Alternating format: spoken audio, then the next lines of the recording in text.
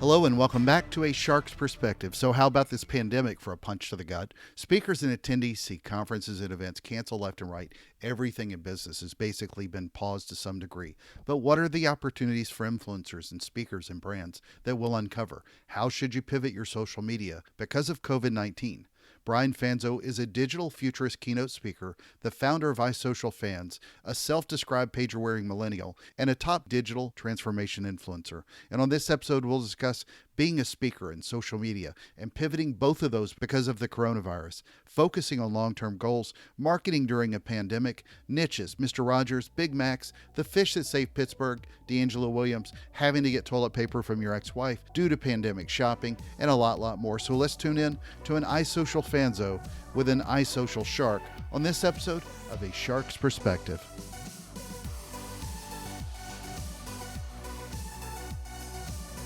All right. Well, Brian, thank you so much for joining us today on A Shark's Perspective. If you could tell us your background, story, and career to date. Sure. So thanks for having me. So I'm a digital futurist is what I consider myself today. But for many, that's what does that really mean? I went to school for business information systems and I ended up getting a job out of college working in cybersecurity for the Department of Defense based out of Northern Virginia, worked out of the Pentagon in DC. Actually worked there for 9 years in cybersecurity, and I grew a team of about 32 employees. My job was we deployed cybersecurity solutions as well as collaboration solutions like SharePoint with the goal of educating the military at all the different military bases around the world on the cybersecurity solutions, as well as helping the different branches of the military collaborate and share policies, which I can tell you was not the most easy thing trying to get the Army to share a policy with the Navy, especially in cybersecurity in the early 2000s, where it wasn't sexy, fun, or really a priority for the most part. And so I worked there for about 9 years, and I kind of got to the point where I loved working with the military. I had traveled to 54 countries at the time. I had 3 trips to Iraq, 2 to Afghanistan, a little over 30 trips to the Middle East as a whole. But I was looking really to kind of make a bigger splash in the market and kind of reach a bigger audience. And my dream job since I was in college was a technology evangelist, really modeled after Guy Kawasaki. Sure. And what he did with the Apple cult. My brand is iSocialFanz, the letter I there because I'm an Apple fanboy. And so I got an opportunity to have that dream role at a data center company based out of Phoenix, Arizona. So I became the technology evangelist. I reported to the CEO. I had a dotted line to the CIO and a dotted line to the CMO. And I was really in charge of onboarding, employee advocacy, social selling, and our community connection with both our partners and our current customers. And so marketing and social media kind of fell under that as well. And kind of during that time, I was awarded the top 25 social business leader of the future by The Economist. And when The Economist kind of labeled me with that, first of all, I had no idea that I would right. My work was even being noticed. But I was able to travel with the likes of Scott Monty, who's the godfather of Ford social media, and they sent us around to different events for IBM and Dell, and we got to go to these different TED Talks. And kind of during that time is when I really started investing in my own personal brand, launched my company, iSocialFanz. And then I decided to leave. Actually, the data center company I was working for was getting purchased, and they didn't really see the value of a quote unquote evangelist that didn't have direct tie to sales or KPIs or a quota. And so I ended up leaving that and starting my own business as an entrepreneur. I dabbled as a marketing agency and quickly realized that wasn't the life for me. Did a lot of influencer work, a lot of strategy work.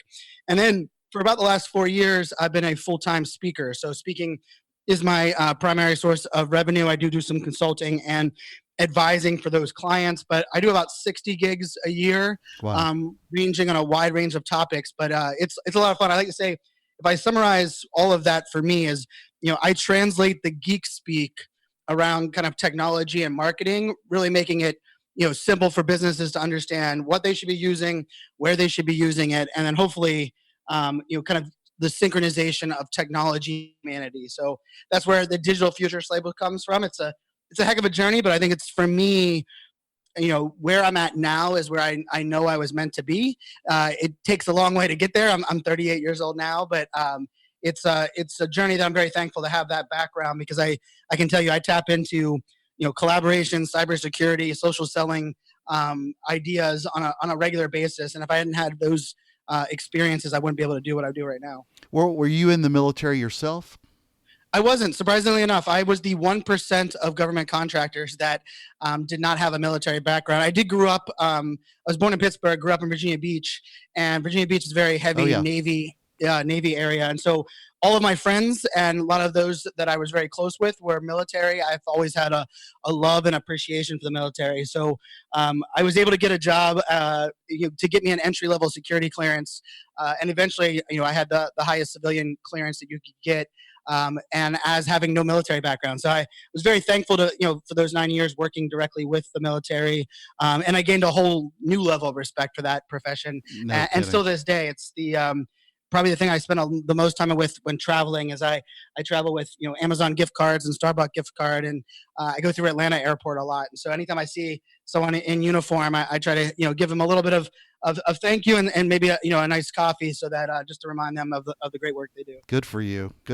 So how did you transition from marketer, social media, tech futurist to speaker, and then really being a paid speaker? Once you go beyond the IBM events and the things like that you were talking about earlier, how did you transition that journey into being a paid speaker? So interestingly enough, it wasn't until probably 5 years ago that I knew speaking as a profession was an actual job. Right. But for me, in 2005, when I was working at the Pentagon and here in Washington, D.C., my boss came to me, and I can tell you it wasn't the greatest tap on the back ever, but he said, Brian, you're the only non-gray-haired guy in our cybersecurity team.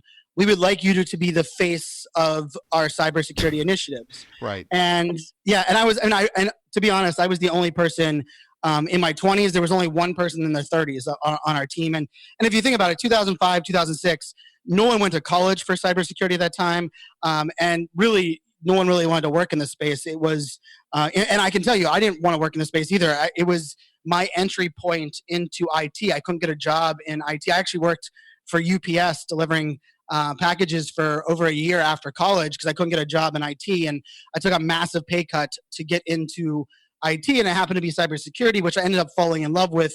Just the ability to educate and help people change their mindset while at the same time enabling people to do what they want. But if I look back at it, and so in 2005 they sent me to what they called communication training, and I had to get certified. You couldn't speak at the Pentagon if you didn't have this certification. And so it was a lot of public speaking, public communication, and don't talk with your hands, don't talk fast, pretty much all the things that I do today. Right.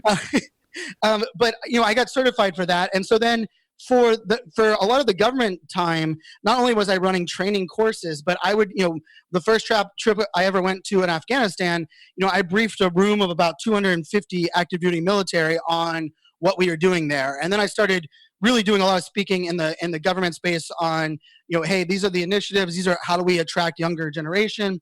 And so then when I went to the data center company as an evangelist, I did, we would sponsor events like VMware or VMworld, AWS reInvent, Gartner conference.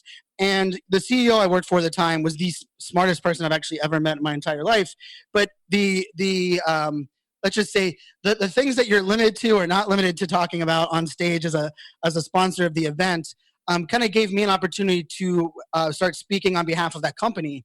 And so interestingly enough, for me now, I've been a paid speaker for 4 years, but if I look back on it, I've had the opportunity to be a speaker internally for the U.S. government, be a speaker for a brand that when we sponsored an event, we got a speaking slot. I mean, interestingly enough, the largest event I ever spoke to was still back in that point. I got to speak as a keynote for AWS reInvent with well over 13,000 people in the audience. And at the time, it was just kind of my job. It wasn't I didn't take pictures. I didn't promote it. There's not like a video because for me, it was like, oh yeah, part of my job is, the education and inspiration of the technology that we're using. And so it really wasn't until I kind of got on my own. And when people would hire me to do influencer work or hire me to consult, they would kind of bucket in like, hey, Brian, we want you to consult. We want you to bring you into this event. Oh, is there any chance that you could, give a talk to our executives? Or could you, one of the things I started doing is, in, let's say 2012, 2013 is I would get hired as an influencer in the cloud computing, artificial intelligence, like the very techie side of the house. And they were like, well, Brian, we're going to have everybody fly in a day early. We want you to do a workshop for all of them on how to use social media, because social media has been something that I've used myself, kind of as a power user for a long time. And so it was very interesting. My mentor and good friend, Scott Stratton, who is the founder of Unmarketing, he has the Unmarketing podcast. Oh, yeah. He's made millions of dollars as a public speaker. He always tells the story that he was 14 years old and he saw Les Brown on TV and he realized at that moment he wanted to be a professional speaker. I'm kind of the opposite. Like, it was more like I was 33 years old, and when people were amazed at how good I was on stage, I was like, well, I've been speaking since I was 23, as part of my job, but it didn't dawn on me that it could really be a profession. And in 2013, I joined the National Speakers Association, started to really realize that it was a profession.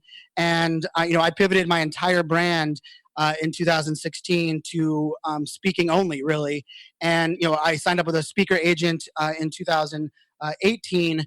And, but I can tell you, for the first 3 years, it was all on my own. And even to this day, although I have a speaker agent, a majority of my leads come in from my content creation, both my podcast and video, as well as my social media. So it's been a crazy journey and a crazy path, but now I'm very blessed to do the thing that I love doing, and I can tell you I don't plan on doing anything else for the rest of my life. I have to figure out how to scale it and kind of deal with things and the ups and downs, but it's a fun way to find what you love doing. My mom always says I came out of the womb talking, and I just now finally found a career that lets me do that for a living. Yeah, no, and I tell people now when they talk about my experience as a speaker, I tell them I've been doing this since I was 1.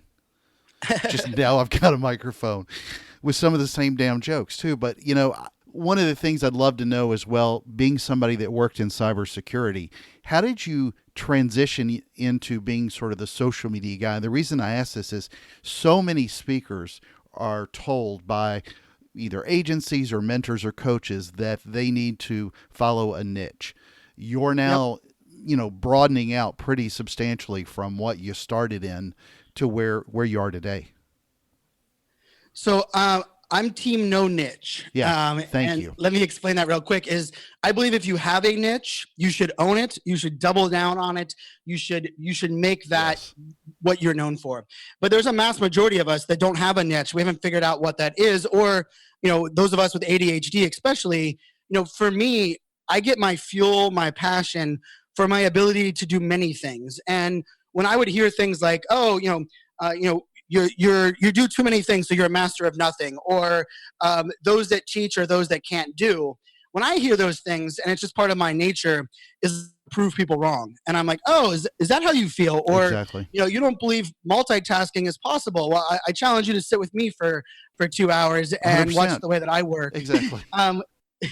So for me, one of the things that was interesting was, when I pivoted out of cybersecurity and really on my own, I made it a mission to not really talk about my cybersecurity background as I was kind of pivoting into the marketing, the digital marketing space. And I'm not sure if it was the right decision at the time, but I really wanted to be known for what I was able to do in that space before I could tap into this amazing background that I do have. And I can tell you, I applied to speak at Social Media Marketing World, Content Marketing World, and Inbound back in 2014. And all of them said, nice try. We've never heard of you. They won't even give me like the side stage of the side stage. Yet in 2013, I spoke in front of 13,000 people at Amazon reInvent, and I introduced the CEO of Netflix. I had a fireside chat with the founder of LinkedIn. And so for me, it was a little bit of humble pie eating. Yeah. But it was also part of for me was so I was very confident. I've never been one that's afraid of failure. I'm one that I've failed many times. But I think for me, failure sucks. And I always like to caveat that. Like, I'm not one that like says you have to fail to succeed, because I would prefer people not to have to deal with failure. But for me, the thing that I think was the driving force was I was very confident that I would never settle for failure. And so when I pivoted into these new arenas and I was getting told no and I couldn't speak there, for me, that was all just, oh, okay, well, let me prove you wrong. And I had IBM became my biggest client. And then, Dell, when they first started interacting with me, was like, we would love to work with you, but we don't want to work with you because you have too much IBM in your feed. And I was like, well, you want to be the feed, part of the feed like IBM. And the reason they do that is because they hired me to do all these work. And so then someone challenged me and they're like, Brian, could you go after 8 to 10 of the largest enterprise tech brands in the world and work for them all in the same year? And I did. I did 8. I did HP, Dell, Samsung, SAP, IBM, Capgemini, Deloitte. I did all of them in 1 year. I spoke at their event. I was hired as an influencer. And interestingly enough, the thing that became of it was, I became the independent third party. And part of it was because I was committed to not being brainwashed by a brand, to selling myself out. I made a lot of those strategic decisions that said, well, if I'm not going to have a niche, I need to make sure that I am not siloed and I'm not limited. And I would even turn down contracts that would require, exclusivity. And granted, because of my cybersecurity background, I could convey, hey, I understand when I have to wear a shirt and tie, what things I can't say. I understand the importance of an NDA for certain pieces. But I also understand that it's not a zero-sum game. It's not like, hey, if you work for us, you can only work for us. And it was interesting. I would push back, and I can tell you most of the time, they were like, oh, I really appreciate that you're that committed to being, agnostic from a brand. Right. And they would, for the most part, they would just be like, sure, we agree with you. And so that's, to me, like, that's where I say, I'm team no niche. It's even why digital futurist fits my label perfectly, because I work with, insurance companies, real estate companies. I just got back from Berkshire Hathaway. I also work with, enterprise technology. I've worked with, pet food companies. Applebee's has been my client, the UFC. I've run social media boot camps for the UFC. And so part of it is, it allows me to do what I love doing. But I can tell you the hardest part was, if you don't have a niche, you still have to find a way to make it simple for people to understand how to work with you. And that was the hardest part for me. And it took until the last couple of years for me to realize that although I didn't need a niche, I did need to simplify my messaging and simplify the way that people kind of explain my value. And the journey's been an interesting one. But for me, that's kind of how I allowed all this to happen. And really, social media is the answer. I mean, it's as crazy as it was. I remember the day. It's November 2nd, 2013. And I was using social media for sports mostly. I'm a diehard Pittsburgh sports fan. I moved to Virginia, in high school, and I felt so disconnected from my Pittsburgh sports fans that I found Twitter. I found a Facebook group. I started being really active, but it really wasn't until 2013 that I turned my focus towards my personal brand and telling my story. And I like to say, 2013, not very long ago, I had less than 2,000 followers. I wasn't on any, influencer list, wasn't getting any, accolades. And now, I'm very thankful. I've had, 5 podcasts, a little over 3,000 live streams. I have close to 500,000 followers across, the social media channels as a whole. And a lot of that has to do with me telling my story. And so, it's crazy to think about it, but social media, I got known for some of the social media stuff that I was doing in live video, but I looked at it always as the vehicle and medium for me to be able to get my voice heard. And then ultimately, it's my job now to tell my story. And I'm very thankful that, social media existed for me, because I don't believe I would have been able to pivot or kind of live this, no niche life that I have if it wasn't for social. Agreed. I could not agree with you more. And it's funny. I'm listening. I feel like I'm listening to other people talk about me as I listen to you describe it more eloquently than I do. One, you've had way too much caffeine and you have ADHD. So that alone, it sounds like we're brothers. But I had this conversation with somebody in Europe about a gig 2 weeks ago before mass hysteria broke out. And they were talking about trying to niche me down. And I get that they needed a label to put it on. But yep, there are multiple things that I've worked in that I have pretty deep expertise in. I don't need to be siloed, as you said, into only one. And so really, like exactly like you said, it's giving people something, because these are not necessarily marketers, they're event planners. They need Right. something to help put it in terms that they understand so that they can go back and sell it to their audience. They're not just like any other brand. They're not taking the time to dissect me and look at the many layers, that makes up who I am or you are or anybody else is. They need something that they can package quickly.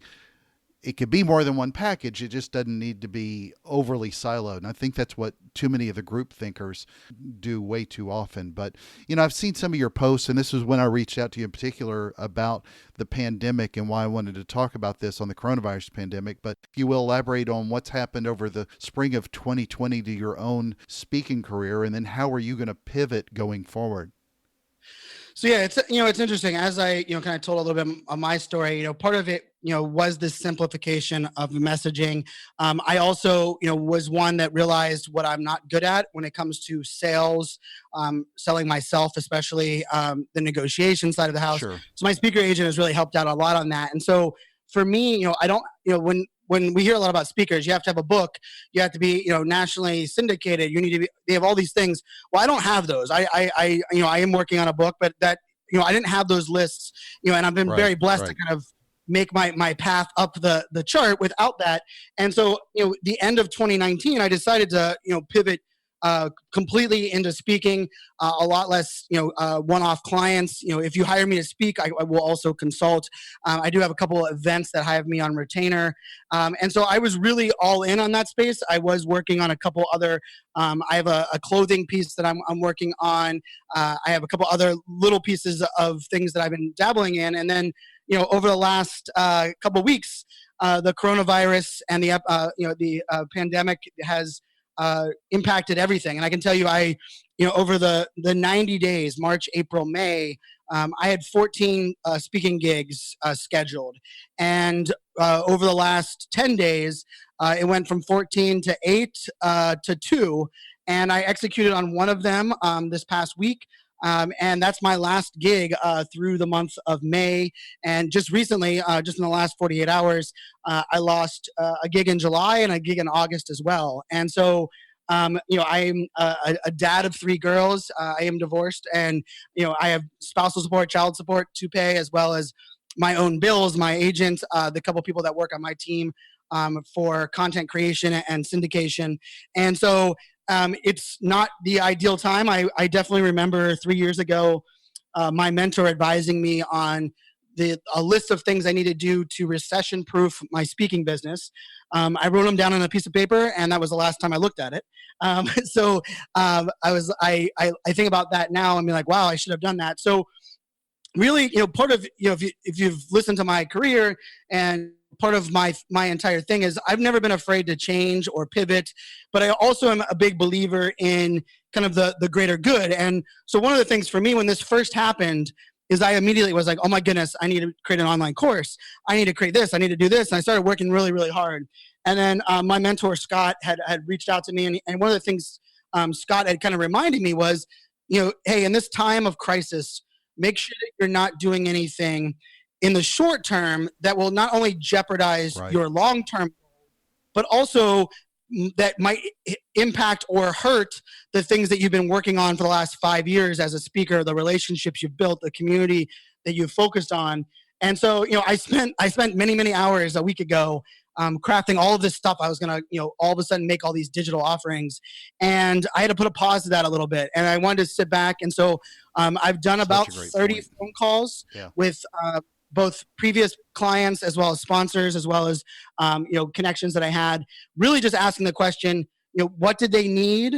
Where can I help? And ultimately, like, what are the things that they're getting, told that they need to do? And now I'm looking at this a little bit from a different lens and saying, okay, I still need to make money. So I'm not one of those people that's going to be like, hey, I'm going to spend the next 3 months, giving away stuff for free. But I really wanted to come down and say, okay, rather than creating something that I need to sell during this crisis time, I'm going to create something that I know is going to help, that people will purchase, not because I'm selling it, but rather there isn't something else available. And so, part of that for me is, I've done over 3,000 live streams. I've myself individually. I launched the Super Bowl, SAP, Adobe, IBM, Oracle. I launched all of their very first Facebook Lives. I've done Instagram takeovers. And so one of the things I realized was, wow, like part of this whole work from home, new virtual environment is people have to get comfortable in this uncomfortable world of video creation and doing it from your home or doing it from a studio. And so I'm kind of looking at that. I spent this weekend, I created about 11 videos this weekend on really helping, and the big piece is, I have 3 daughters that are out of school. So my first content that will roll out this week is about for teachers on helping teachers being more engaged. And I'm not selling that. It's 100% free.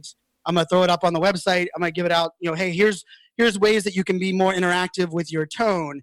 Here's ways that you can use video differently. Here's why you should, invest in lighting, not an expensive camera or whatever it may be. And so that's kind of where I'm looking at. I'm also working with a couple brands to redesign what the dashboard of a digital event looks like. I do not like that there's a reason that virtual conferences have not replaced offline conferences. It's because they can't. Right. And sadly, most companies, they'll do a back-to-back webinar and call that an online summit.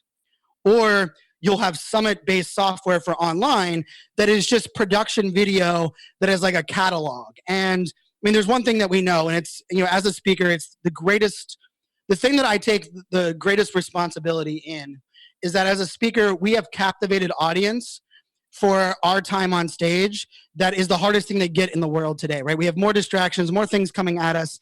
And as a speaker, when you take that stage, those people in that room, yes, they might have their laptop out. Yes, they might have their phone out, but they are giving you more attention than you're going to get anywhere else. And I take great pride in that and great responsibility. But in the digital world, and someone's in front of their machine or they're watching it on their phone, it's the complete opposite. And sadly, when I see companies go virtual, they believe by just live streaming a 90-minute keynote onto YouTube Live, that all of a sudden that's going to be the same experience that someone gets when they're in the room. And so I made part of my goal, and I can tell you, I've worked with I spoke to a lot of software companies over the last couple of days, and they don't really like hearing what I have to say, but I think they respect the fact that I don't, even though I know that they're trying to market towards this audience that's at them, I'm a big believer in, if we want to make virtual and digital, something that can truly be valuable, we need to rethink it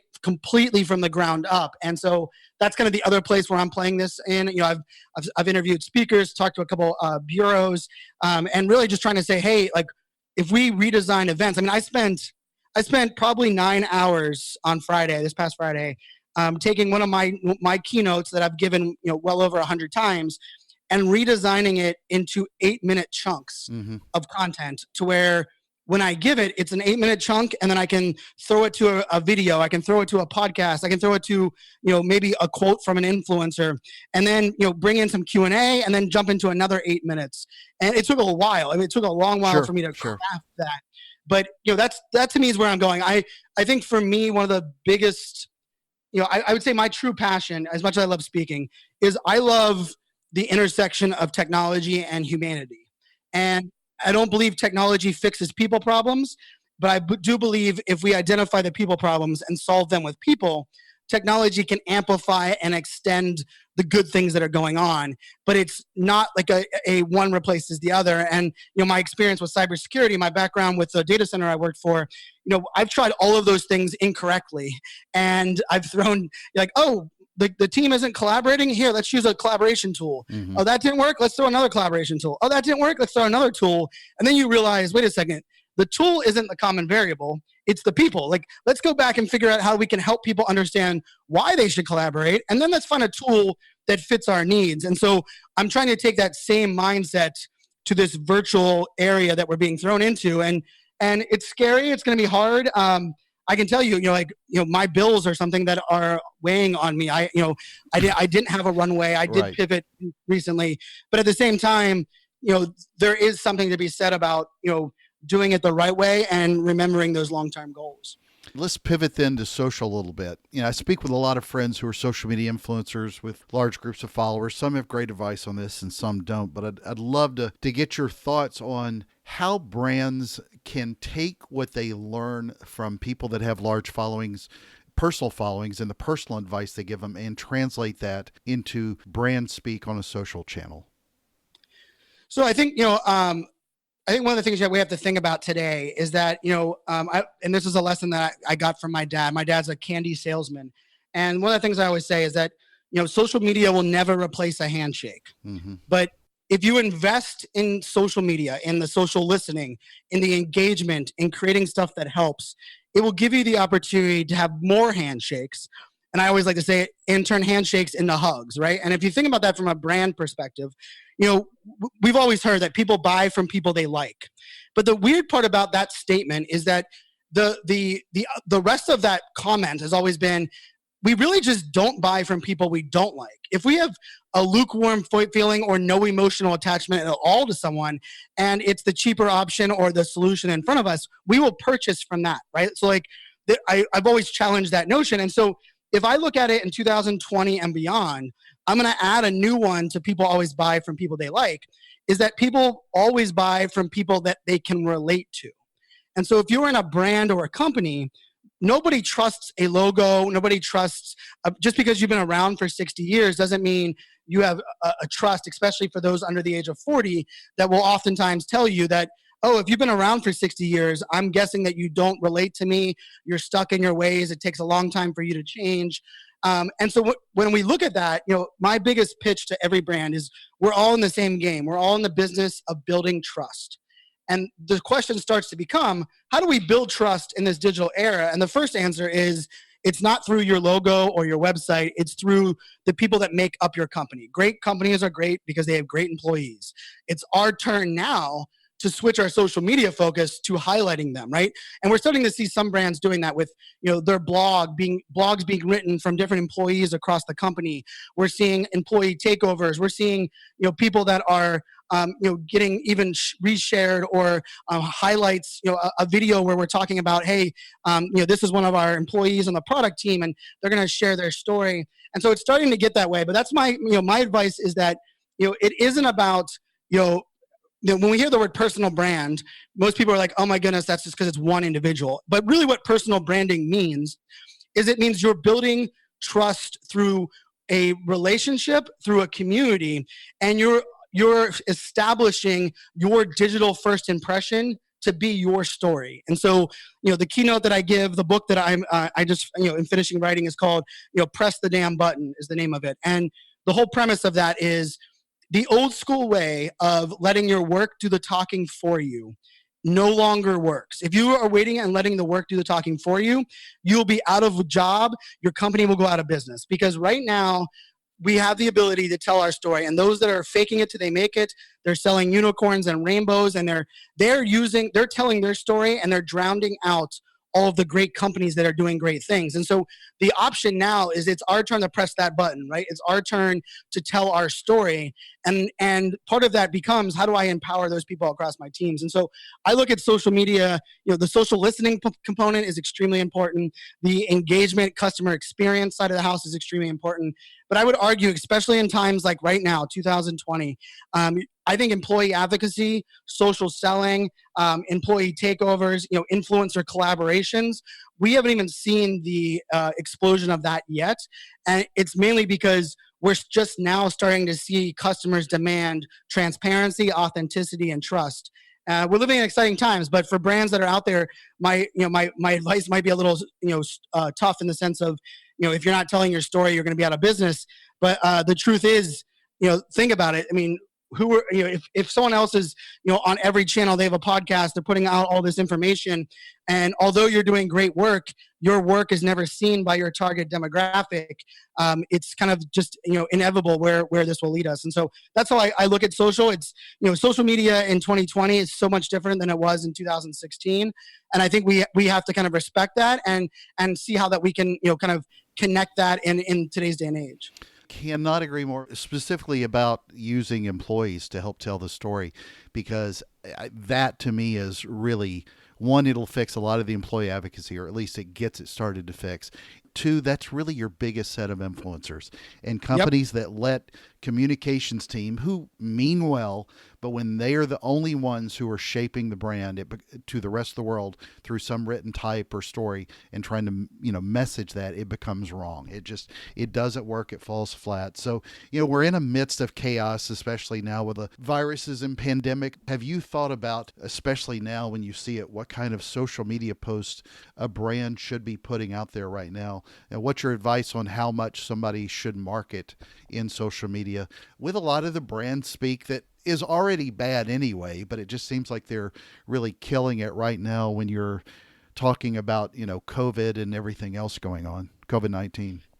Well, one of the things that we have to remember or respect is that, the word unprecedented or, first time, like those are words we've thrown around for a long time. Yeah. The current crisis is unprecedented. Oh, We've absolutely. never experienced this. And so I don't believe there's a playbook. I don't believe there's even a crisis management book that understood the disruption to life, the disruption to not only the stock market, but to, the local mom and pop, to, the stay-at-home mom or the mom, or dad that, all of a sudden are going to have their kids home for 1 month, 2 months, maybe even, 6, 9 months.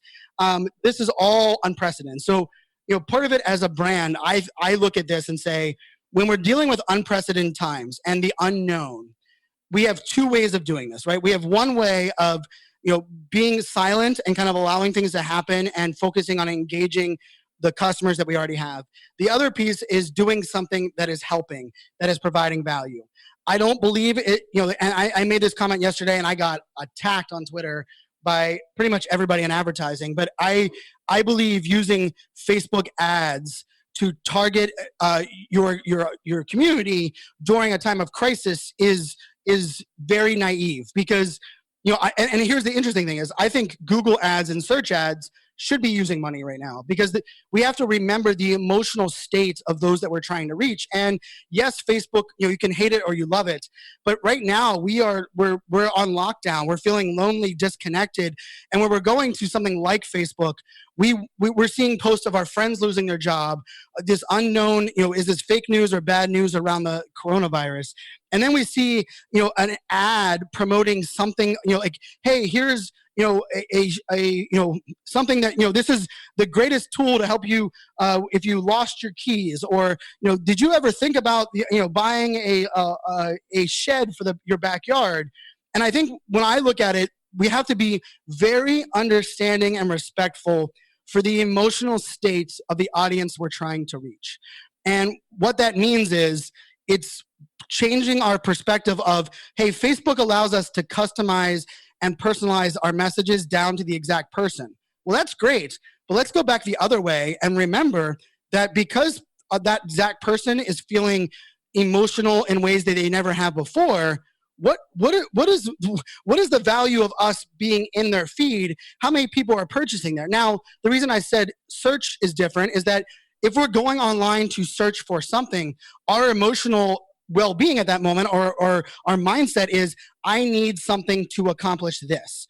Therefore, an ad in that environment, you're actually helping someone answer their question, or you're providing your solution there, versus social media where we look at Facebook ads, even YouTube ads for, and I think YouTube's that blurred area right now. But I look at this as, and I saw an article on The Verge today about, how much this is going to hurt the advertising space. And I do believe it's going to hurt advertising, going to hurt marketing. But if I was a brand, and I can tell you, I probably talked to 12 brands last week that reached out to me that were friends that either run teams or the CMO of different companies. I mean, one of the CMOs of one of the largest Fortune 50 companies in the world happens to be a good friend of mine. And I was talking to him and I just said, one of the things you can't go wrong with during this time is showing that you care. Yeah. Right. Like if you look at your entire content strategy, social media content, if everything is from the lens of caring about your community, you can't do anything wrong. But as soon as we're like, ooh, could I lead them to my website, or I'll just keep doing the same thing and using the excuse that people want some part of normality. I agree that people want some part of normality, but being marketed or sold to does not fit into that mark. So I'll kind of wrap this part of just saying it is something we've never dealt before. The other thing about it is, every day it seems like we're getting different news, more bad news, more things closing.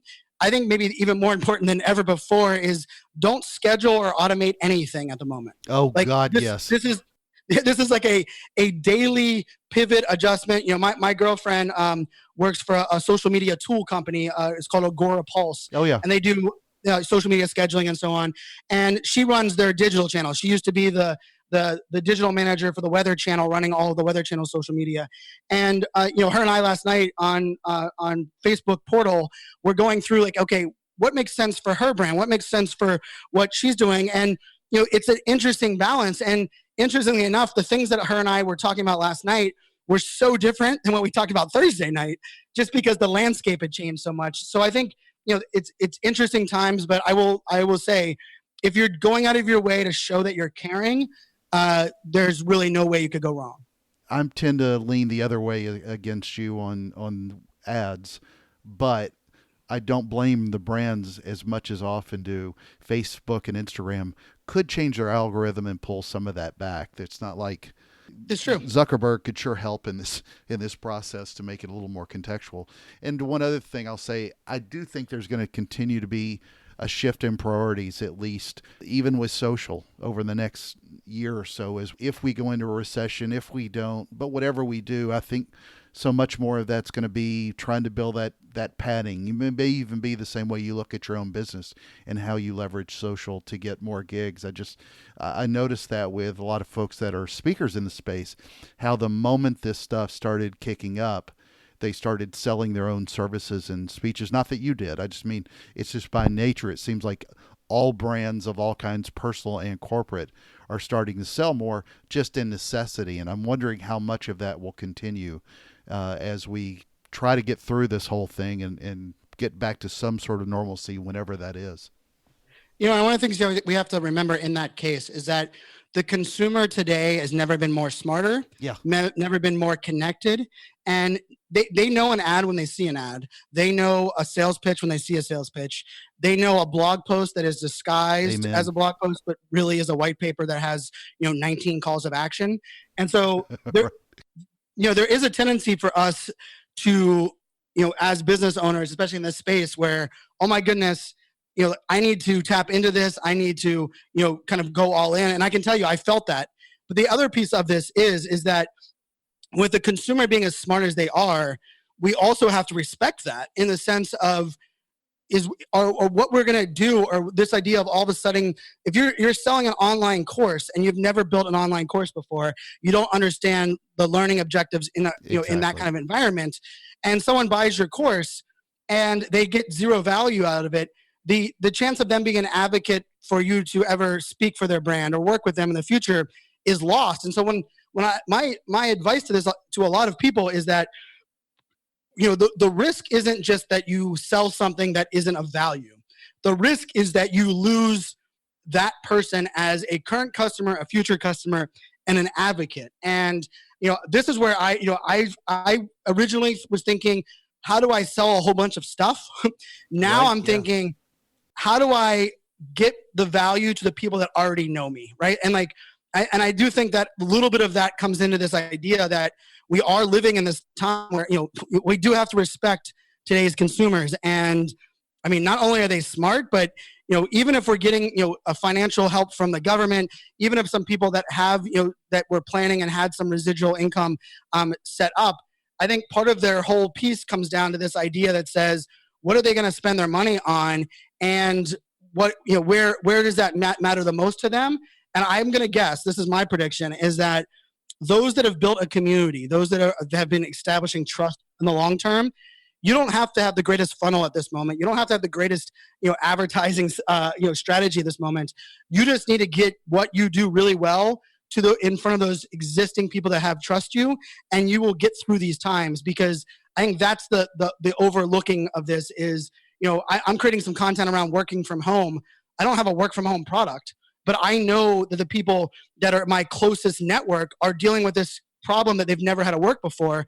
And so when I literally yesterday on a phone call, one of my good friends said, I don't understand, Brian, why you're putting out content on work from home. Like, not one of your keynotes is on that. Not one of the things you do is on that. And I was like, I know, but all of the people that are my advocates that have hired me in the past are impacted by this problem.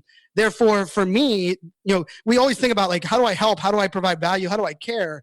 Caring doesn't have to be directly linked to the product or service that you're selling. Agreed. And in most cases, when it's not, it comes across a lot easier. And that's kind of where I'm going with a lot of this. Well, so going through this 2020 change with the virus and the pandemic, everything else, have you learned anything differently about social media that you didn't know today? Ooh, that's a good one. I was trying to stump you somehow. I think I think one of the things that I talk a lot about from a strategic standpoint is every platform to me, I think of completely unique, right? Not only the users that are there, but the user experience. So, and we can say like, Instagram's the only platform in the world that we can guarantee 99% of the audience is on their mobile device because no one goes to Instagram.com.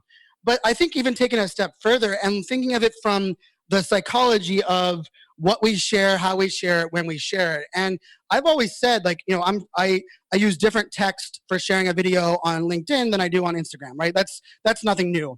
But one of the things that I have found in this time is that if you find a piece of content that resonates on one platform, there is an ability to craft that same piece of content in a way that resonates on another platform if you're really willing to be creative. And what I mean by that is, when we think about the fake news and bad news, we immediately think about Facebook. And I think part of it's because Facebook's the big gorilla. They're the brand that everyone's on. So they're the ones we like to bash and attack. It's just our human nature.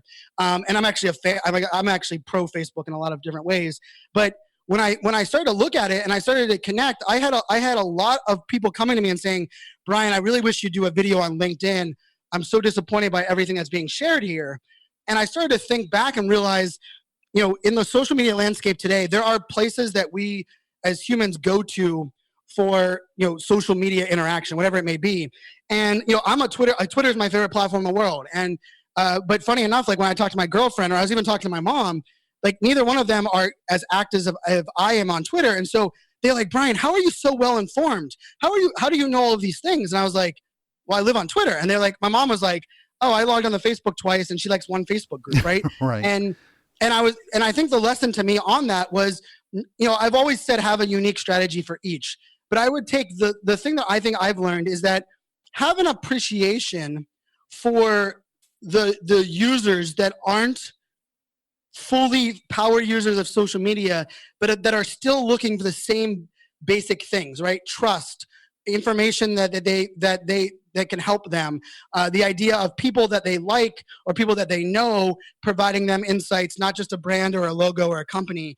And I think it's an exciting experiment. It's one of those ones where, I was always strategic with how I posted, but I think over these last, I'd say 10 days, one of the things it's reminded me is that, hey, Brian, just because you're active on this platform doesn't mean others are, and you kind of have to take your message to each platform and respect, kind of what that audience is doing. And I think the other piece of this is to remember that, we all learn differently. We all consume differently. A lot of my podcasting friends were immediately like, oh my goodness, everyone's gonna be home. Everyone's gonna be listening to more podcasts. And I was like, well, I'm curious, do any of you want to listen to business stuff right now? Exactly. Right? Like, wait, like, yes, more people are going to be home. And yes, podcasts that are inspirational, that are positive outlook are going to be, are going to expand. But there's a whole group of us that are probably going to have a lot less listeners than we expected because the community is like, oh my goodness. Or, anyone that's worked from home knows that, the commute was when you consumed. The sitting in the meeting room waiting for your boss who's 20 minutes late is when you consumed blog posts. Well, all of a sudden when you're working from home, all of those times disappear. And so I think it's one of those things for us to not take for granted the audience that we have on each platform, and also to, like almost revisit each platform and saying, what is the right way for me to approach it, and what type of message would resonate and help the most. And so it's been eye-opening for me. It's been kind of fun to see. I've tested out a couple of things that didn't work, and then now I'm testing out a couple of things that I think will be a little bit more strategic. I'm using LinkedIn Live for a couple of things that in the past I was kind of hesitant to using it, but now I believe that I can kind of help people in a way that the LinkedIn community doesn't usually receive. And so I think that's where social media is going to evolve. And I can tell you, social media's value for a business 1 year from now will be nothing like it's been in the past. Oh, agreed. Yeah. And that's a scary but also exciting opportunity. It is. And I wrestle through this as well. I've got several shows that are typical marketing, business growth, leadership stuff I want to post, but I also know that a majority of the people are watching a stock market that's down 1,000 points. And I guarantee you that Fox, MSNBC, and CNN's numbers have spiked, just like podcasts have fallen. And there's a lot more people watching Outbreak on Netflix, an old movie about a pandemic, than there are wanting to consume new content from any brand anywhere. So, well, Brian, you're known as being a pager-wearing millennial who's a digital futurist, but I ask this of all my guests. What is your favorite kind of shark and why? Ooh, so it would have to be a hammerhead shark would be the first one that comes to Is mind. that the fish that saved Pittsburgh? I'm sorry, what? Is that the fish that saved Pittsburgh? It's an old movie reference. Yeah, so for me, it's funny when you said sharks. Like I grew up on the beach. I got to surf before high school every day. I'm a lover of the ocean. Being able to travel the places I've traveled. But I've always, I have an appreciation for those things in our lives that remind us how little we are. And the ocean is probably my favorite thing for that. But also sharks in that demeanor as well. And when you ask what my favorite one is, part of the thing about the hammerhead that I've always just kind of I'm a big be yourself, live your life your own way. And for a shark, that shark, when you see a hammerhead, you don't need to be a shark expert to know that that's a hammerhead shark. So I almost appreciate the uniqueness of the hammerhead more than I do anything else. Agree. I'll tell you, as a speaker, my favorite speaking gigs, oddly enough, are not the ones necessarily in Vegas or the big massive stages. To keep my sort of self-centered, a lot of times on places, if I'm on the coast, I jump in the water and do a dive the day I land, or the day after I land, but before I speak, and then travel again. So it kind of helps keep focus of what's important in the world, as opposed to how great I think I am on stage, or what anybody's ever going to say about me. But Brian, it's a special time in my show. Are you ready for the 5 most interesting and important questions that you're going to be asked today? Let's do it. All right. Number 1, Pittsburgh Steelers or Pittsburgh Penguins? Pittsburgh Steelers. Why so? I thought you were, didn't you play hockey? I did. I played hockey in college, right? So that is probably the answer you didn't expect. So for me, my dad's had season tickets since 1969 for the Steelers. My brothers and I got involved with them in 99. Nice. The culture, since I was a little kid, going to my first Cleveland Browns game, and it's interesting. Like the section that we sit in the Steelers Stadium are the kids of my dad's that went to the first 4 Super Bowls, and my attachment to the Steelers goes deep enough to my roots to thinking of it as, for me, it's a way of life. It's blue collar. It's community. It's the people that are out there. And I love Pittsburgh. I love hockey, but there's something about the Steelers and just the idea that we were bad for many years, we were good for many years, but there's a reputation and kind of like a respect with the Steelers that is untested, across all sports. And so, as much I love hockey. I coach high school hockey, and I didn't miss a Penguins game watching it on recording this year up until the end of the season. But at the same time, I haven't missed a Steeler game in many years. So yeah, Steelers over Penguins for me. Well, Steelers did have one of my favorite running backs of all time, even though he only played there for a very short time. But D'Angelo Williams, who wrapped up his career in Pittsburgh, was a phenom in college and was amazing in Carolinas. Yep. And then took over for somebody who had a little bit of a drama to him. And that's another story. So, number 2, your dad was a sugar daddy of sorts, working in the candy business. So this question's really important. Reese's Pieces or M&Ms? Ooh, I'm gonna go M&Ms. That was a good one. And funny enough, my dad, he sold peanut brittle, and I don't like peanuts. Oh, nice. I do like peanut butter, and I do like Reese cups and Reese Pieces. But My joke was always like, I would have been 400 pounds if my dad had sold a candy that I actually liked, because my friends would come over and they'd eat the butter toffee peanuts and the peanut brittle, and they're like, Brian, you don't eat it? I'm like, I don't like peanuts. So so M&Ms were always like my outlet of like, hey, this is the non-peanut flavored thing. And so my dad would go to conventions, everyone would care about his product, and then he'd have to go get me M&Ms just to kind of get me through. So that's a good one. Number 3, Whopper or the Big Mac? Ooh, I'm going to go Whopper, but if I had to choose, Five Guys Burgers is my favorite in the world. I lived in Arizona for a long while, and everybody sold me on In-N-Out Burger, but I'm a Five Guys guy through and through. I actually ate it yesterday with my daughters. So I go Whopper if I had those choices, but I will drive by multiple Burger Kings, McDonald's, In-N-Outs, Fuddruckers just to get to a Five Guys. I'm never enjoying necessarily McDonald's, but the Big Mac was invented in Pittsburgh.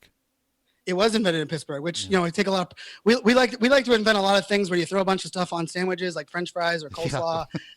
We kind of like those, so it doesn't surprise one bit that was from our neck of the woods. All right, number 4, Captain Kangaroo or Mr. Rogers?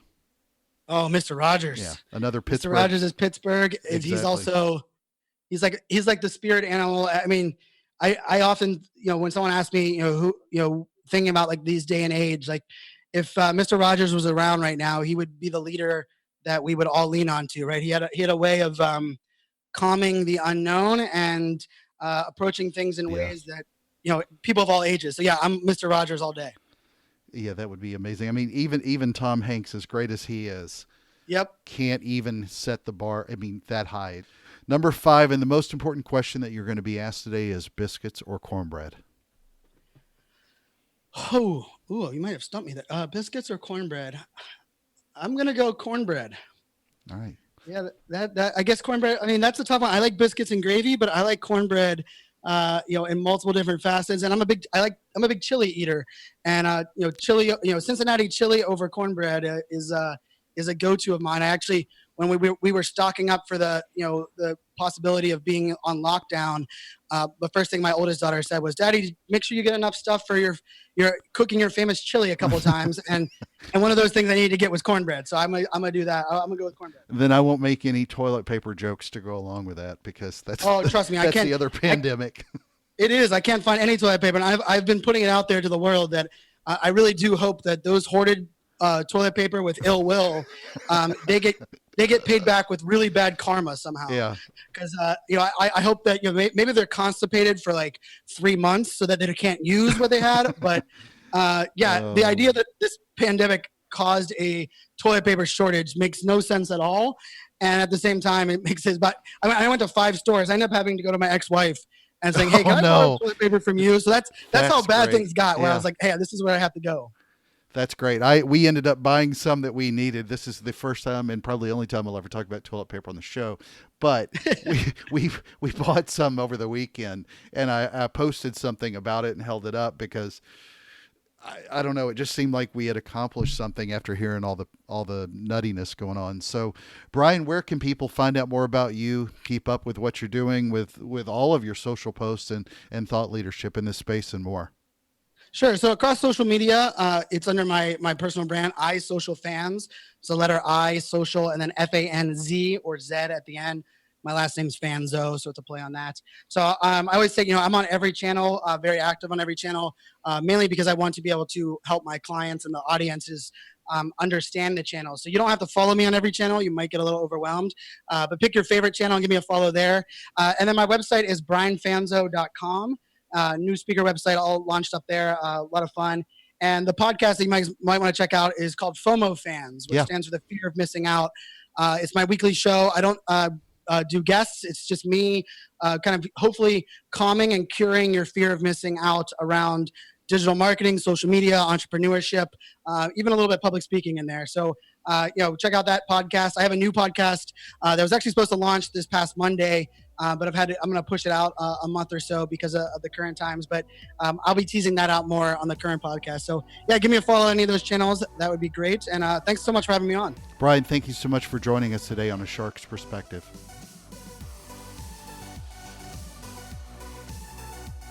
So there was my conversation with Brian Fanzo, a digital futurist keynote speaker, the founder of iSocialFanz, a self-described pager-wearing millennial, and a top digital transformation influencer.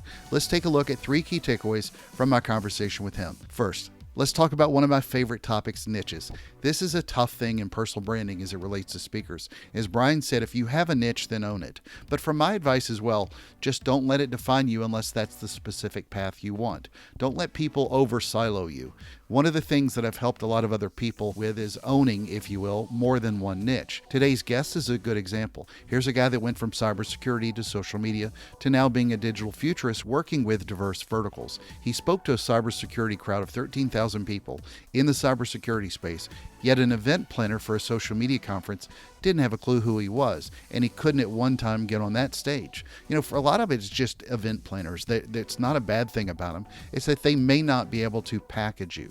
The key to me is not necessarily owning one niche, but make it simple enough so that people can understand who you are, how to work with you, and what problems you solve.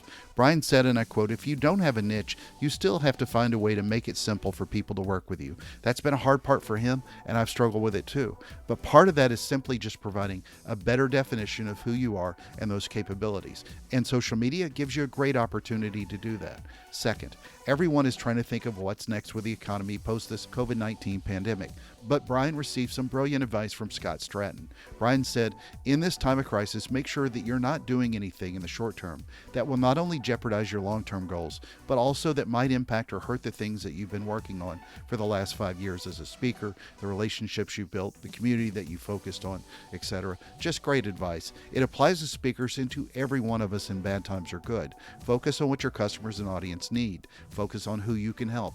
You might need to pivot slightly, but stay focused on your goals. Don't let anxiety distract you. Just because times are tough, that doesn't mean that you need to panic. Things have been much, much worse, and they'll be much better someday. Just on occasion, it's okay for a couple minutes, even when we're talking about social media, to put the social media down. Trust me, this too shall pass. Third, I love what he said about trust. My own take is that a lot of brands will take decades and decades to build authority in their voice and their trust, but they can blow it in an instant with what I'll call dumb selling, especially on social during a pandemic. A lot of people have a natural inclination to start aggressively selling, and look, there's not a playbook on this, especially as it pertains to marketing and advertising on social media. I have complete respect for Brian's opinion on ads on social and Facebook, but allow me to explain why I slightly disagree. Like other channels, Facebook is a publisher. It's a channel different from any other, but like other publishing channels, TV, radio, print, websites, etc., I wish it could be a channel where we only get together to be social, but all channels, like the businesses running those ads, have to pay bills to keep the lights on and so forth. But he is spot on in that you can't do too much to show that you care. What I'd love to see is where brands should dial back the dumb normal ads during a time like this and instead put some real money behind showing how much they care, what they're doing for the community, the stories of the real people who work there and how they're being affected like the rest of us. Show the problems they're helping solve for people. Don't show the only $19.95 offer or the this, that, or the other holiday sale that nobody cares about. Social channels won't get rid of ads even now. It's too big of a behemoth for them, even though I wish they weren't so addicted to it. But no one screams about the other ads on other channels as much. It's on brands, though, to just do much, much better on ads that actually resonate with people and hit them emotionally and viscerally, because we're all in this together. And look, if you're not in it with me right now, especially now, well, then I'm not going to be in it with you, especially as it pertains to my wallet. Look, this isn't rocket surgery. Pivot and pivot now. And a rare fourth, I applaud him for getting gift cards for the men and women in the military service. Do that same thing, expand on it, and this will help during the pandemic. In your local area, buy a gift card from a local restaurant, for example, and gift that to a local cop or firefighter or nurse or EMT. There are so many people, military to civilian, and to each of those I say, thank you for your service. Got a question? Send me an email to kenneth@asharksperspective.com. Thank you again for the privilege of your time. Remember, we'll get through this, so don't hoard the toilet paper. Join us on the next episode of A Shark's Perspective.